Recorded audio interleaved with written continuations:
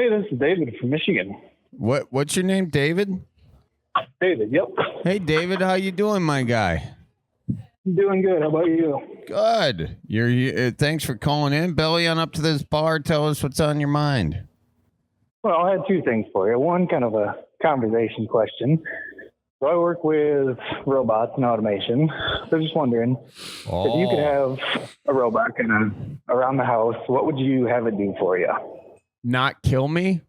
How does that sound? David, I got a question for you, man. You've just opened up the biggest can of worms ever talking about automation and robots. David. Charlie is so paranoid at the moment. Not paranoid. He can't think about any other thing other than how we're all going to die from robots. Skeptical, so not cynical. You, David. Skeptical, not cynical. Thank you so much. Skeptical, not cynical. David, if the robots are 1,000 times smarter than us and 400 times stronger than us, then why do they need us? Just curious. Well, the ones we work with, yes, they can pick up a car and flip it over and move it around, but you tell it what to do in theory. Yeah, but once AI goes to AGI, that's all. Whatever the hell that is. I mean, these things are thinking for themselves. So how do we tell them to not flip over our car while we're driving it?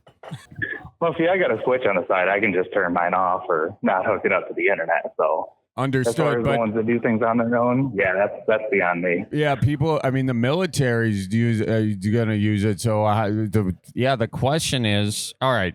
So basically, don't hook it up to the internet.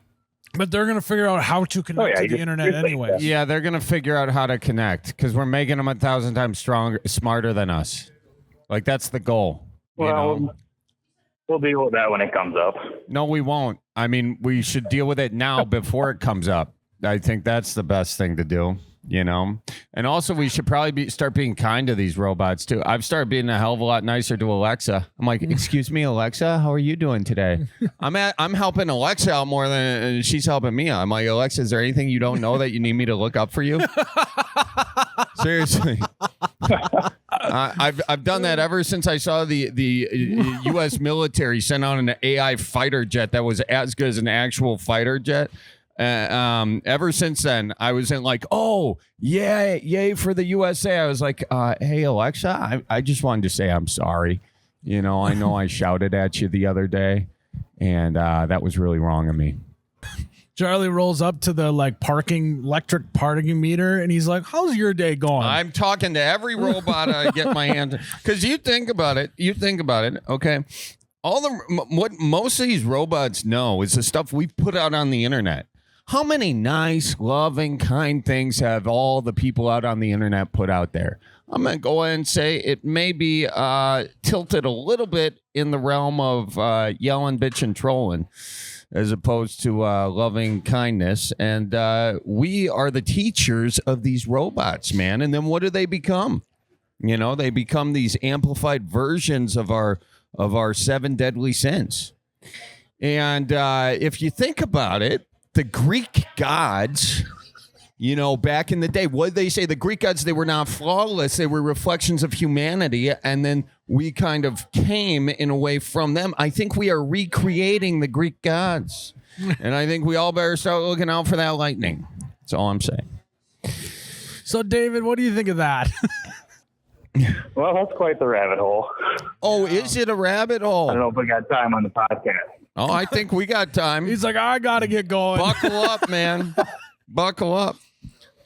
Okay. I'm down for everything.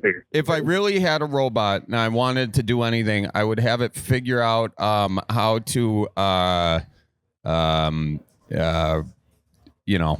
maybe purify my water, which is polluted with microplastics and PFAS.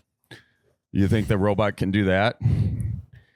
Well, we can probably set one up to do that for you. That'd be great. I would personally like to have a robot that remembers to hang my towel up after showers. Ooh, that's a good plan. Yeah, every once in a while you get busy, you forget it on the closet floor, and you come the next day for your towel and it's still a little bit damp. That is the worst feeling in the world. Hang your own towel up, Miles. That's what I want to say. These robots are going to get sick of doing your chores for you, and they're going to resent it in the long run. Well, I'll tip them. Oh, will you? Yeah, I'll tip them. Hey, that's a good question. David, what do we? How do we show our appreciation for these robots? How do we respect them? Well, I think one of the best, I mean, the ones we're using, I stand about 9 foot tall. This one I'm looking at right now. So keep the fittings all greased and keep the dust off it. And I think they're happy enough. Where do you work? Where do you work, David? I mean, because the ironic thing is your name is David and you're standing next to a freaking Goliath right now. Do you understand that? Well, do you know how that story goes? That's good for us. Yeah. Well, what's the slingshot? Because robots don't have actual eyes, you know? They have sensors. David, I think the only way I could deal with this thing is turning the power off because they can pretty much move anything around without slowing down. So. Jesus. Why are we making these fucking things, David? I mean, Jesus Christ, doesn't anybody see this as a problem? No, this one loads wheels into a grinding machine because it'd be very boring to make a person stand there all day and do it. Well, don't those people need jobs? Is it going to be boring when they take a human and put them into a grinder instead of the tire? Yeah, or how about all the bored humans that the big don't... red button? What about the humans that don't have jobs that could probably, I at least operate a machine to do it? Wouldn't that be better? If you can find someone that wants to do that, but then automating the boring jobs opens up better jobs for people. True. Very true. I like that. That's how I view it too. Well, all right. Well, how big is the biggest robot you're making? Just asking for my sleep tonight. The biggest one I've seen stands, I think it was about 12 foot. What the fuck? From the base, 12 feet either side of extension. That was making the outer cowling for outboards. That moved those around. Was it? Yeah. Smart. And that one actually lives in Wisconsin now. Oh, it lives in Wisconsin. Can you give me an address now before it becomes smarter than me? I'm going to go take some salt water over there. Just kind of get a little corrosion. Well, if you look for what outboard companies are in Wisconsin, you can get a pretty good guesstimation. Merck? He works for Merck Marina up in Fond du Lac? You got to be shitting me. Not for them, just that's where we send machines. Evinrude? I don't know what they'd want me to say. Wait a second. You said it's an outboard boating company? Yep.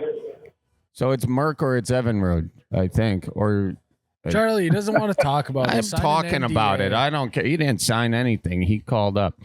David, all right, so you're not concerned at all that these... David, I apologize. You're not concerned at all that these robots are going to be... we're just going to have 12-foot robots that are way smarter than us walking around, just cool with all of us telling it what to do? I don't know if it'll be these ones because they're just programmed to do one thing, but some of the other ones, that could be a problem sometime. Well, David, let's try and set Charlie's mind at ease. Being in the robot industry, the artificial intelligent industry, what's your pathway to make sure that the robots don't take us under? Know where the disconnect for the power in your building is. What about they can't do anything without electricity. What about when they're battery powered? Oh, then run fast. Okay, that didn't help, David.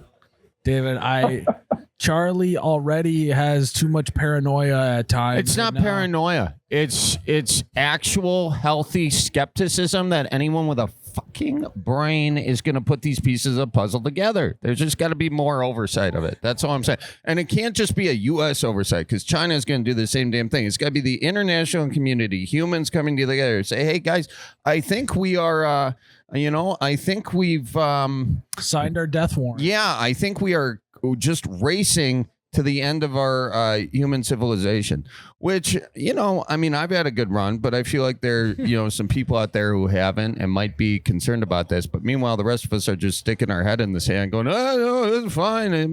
But then once people don't have jobs, and then what does the devil do with idle hands? And then you got all that chaos in the street and these robots seemingly the solution. They're going to realize humanity is just destroying the earth, which frankly they have been. But, I feel like we all just kind of want to. And what have we been doing? We've been distracting ourselves. Hey, have you seen this TikTok? Hey, have you gotten back to this text message? Hey, have you shot back this email? We just distract ourselves. Have you listened to this podcast? Bellied Up. It's super good. You should do it. Anyways, folks, get outside, touch grass, look at birds, and realize that maybe We got to start putting some regulatory things in an international body where we can all get together as humanity. Perhaps we could do that. Perhaps China doesn't need to be the enemy and Russia doesn't need to be the enemy. Perhaps they could be friends. And by the way, this isn't something I said to say, oh, yeah, that would be nice. No, we literally need it to sustain ourselves as a human civilization, because united, we succeed. Divided, we fall. And I mean that as a world. Is he a globalist? Oh, for fuck's sake, get over yourself. You know what I mean? Anyways, there you have it. So, David, we put all our hope in you. We do. All righty. I'll make you proud. David, did Charlie ruin your day? Oh, no, not at all. I'm with him on a lot of that we need to kind of get together on things, and especially to get outside and touch grass. I'm with him, too. I just find it very funny how worked up he gets. Well, no one's getting worked up about it. Nobody sees it. The pieces are right in front of us. It's right in front of us. Just. Well, do something, Charlie. This is all I can do. Okay. I mean, all I can do is tell all the Bellied Up listeners that this is an issue that they should talk to their congressman about. You're doing your part. Because right now our congressmen are being bribed by billionaire tech guys, who are becoming trillionaire tech guys using AI to steal our data to take our jobs, So, I mean, and that's the thing. Like, should money just drive all of society? That's a question we should all ask. It's a question we should all ask. The answer is yes, by the way. It's how it has been. This is humanity, the actual growth of the technological curve. It's been happening forever. But can we as people be smarter than it? Can we look at what history has done and said, okay, how can we do this in a safe way? I don't know if we can. David, it was really nice of you to call in today, man. Was, my God. Yeah, thanks for taking the call. Good to talk to you guys. And hey, David, I do want to sincerely say some cool stuff you guys are doing, and and I do think with the cool stuff you're doing, but Charlie would like it if you would stop, please. Look, I'm just saying, look at the amount of solar energy we've used. It's also on an exponential curve, and once like these solar panels are attached to, come in smaller and smaller units, and then these things can survive just off the sun. So we should really have. I'm sure there are smarter people out there thinking about this stuff. I just haven't heard one of those smart people come up with a compelling answer for how we're going to prevent some calamity. So anyways, though, David, it is cool stuff, my guy. And I do, it's not a you issue. It's an all of us issue. You know what I mean? Oh, yeah. Okay. Yeah. Oh, yeah. I hope you didn't take this as a personal attack on you, David. Yeah. Oh, no, not at all. Yeah, I think, you're honestly, David, you're probably the guy who knows it better than anyone, and you could be the one to save the world. You could be the John O'Connor, my guy, So We'll come up with a plan for that. I mean, I'm just an electrician, so. No, you're not just an electrician. David, you're the guy who's going to save the world. Jesus was just a carpenter, David. See? You're a modern day Jesus guy. Yeah. Savior. Yeah. David, let me just ask you this, David. If you were the one to save the world, how would you do it? That is an excellent question. I might have to get you back on that one. David, this is the world we're talking about. We'll come up with something good. We're not asking much. We're just wondering how you solve all of humanity's problems. Should be a quick answer. I've been thinking about it, but I just can't come up with the answer. All right. Keep mulling on, David. We are hopeful for you that you can do this. And I'll hang up my own towel in the meantime, because I won't have a job because the robot's going to be doing this one. So I need to do something. So I'll hang up my own towel. But yeah, my guy, I'm really excited to see what you come up with to save the world. We are all counting on you.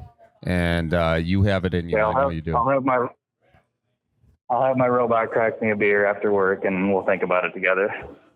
I don't think he understood you, Charlie. However you got to do it, David. Look, I'm not saying to hell with all the robots. We need the robots, and mostly we need them to not feel like they don't need us. So we gotta be nice to the robots. Anyways. David, it is good for you. Good calling in. Did you have anything you wanted to buy, sell, or trade? I think I am all out of buy, sell, trade right now. Unless you want a robot. Well, Charlie just starts blowing all of his money on buying robots and destroying them. No, I would just they can fix themselves, so I'd probably start being nice to them, you know. Yeah. Well, David, we appreciate you calling in. Sorry this didn't go like you planned, but hey, as soon as I heard that word robot and AI, I knew Charlie was gonna hijack the entire conversation. I didn't hijack it. We were having polite conversation. We were just chit-chatting. David, tell the robot I says hi, okay? Oh, we will. All right. You guys be good or be good at it. We'll see you later. Thanks, David. We'll see you.